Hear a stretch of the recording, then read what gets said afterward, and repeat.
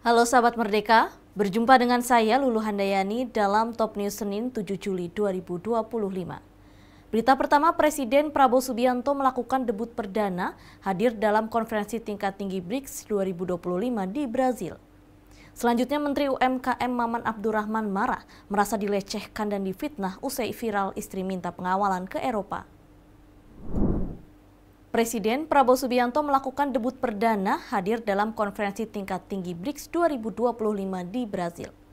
Dalam forum ini, Presiden Prabowo Subianto menegaskan dukungan penuh Indonesia terhadap arah baru kerjasama BRICS. Pertemuan dengan para pemimpin negara anggota BRICS tahun 2025 di Rio de Janeiro, Brazil menghasilkan sejumlah kesepakatan strategis yang tertuang dalam Leaders Declaration. Kesepakatan itu berfokus pada penguatan multilateralisme, perdamaian global, kerjasama ekonomi, dan pembangunan berkelanjutan. Presiden Prabowo Subianto pun menegaskan dukungan penuh Indonesia terhadap arah baru kerjasama BRICS. Tidak hanya itu, pertemuan tersebut juga membahas komitmen terhadap isu perubahan iklim dan pembangunan berkelanjutan yang adil dan inklusif. Selain itu, Leaders Declaration untuk penguatan kemitraan dalam bidang pembangunan manusia, sosial, dan kebudayaan. Indonesia menilai kerjasama ini penting untuk mendorong transformasi sosial yang merata dan saling memperkuat di antara negara-negara anggota.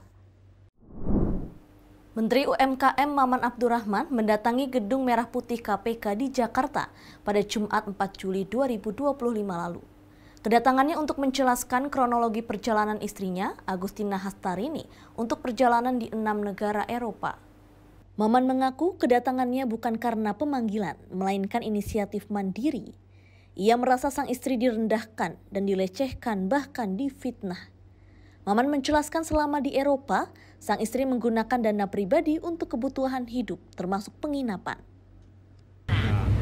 Saya ingin sampaikan yang pertama, keberangkatan istri saya ke luar negeri adalah mendampingi anak saya yang masih kelas 1 SMP mengikuti pertandingan misi budaya, acara rutin yang dilakukan oleh sekolah Lab School.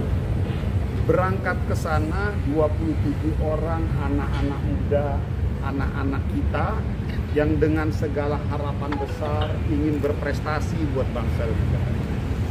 Alhamdulillah minggu kemarin yang SMA-nya Lab School juara umum, bertanding dengan 800 negara lain, 800 peserta lain. SMA-nya juara. Minggu ini sekarang bertanding yang SMP-nya. Ini program rutin dan anak saya masih SMP. Istri saya tentunya tidak punya rasa kekhawatiran untuk melepas anak saya. Beliau mendampingi anak saya. Dan saya sampaikan 1 rupiah pun tidak ada uang dari uang negara, 1 rupiah pun tidak ada uang dari pihak lainnya. Saya tunjukkan dan saya sampaikan dokumen-dokumen pembayaran tiket langsung dari rekening pribadi istri saya. Itu satu. Yang kedua,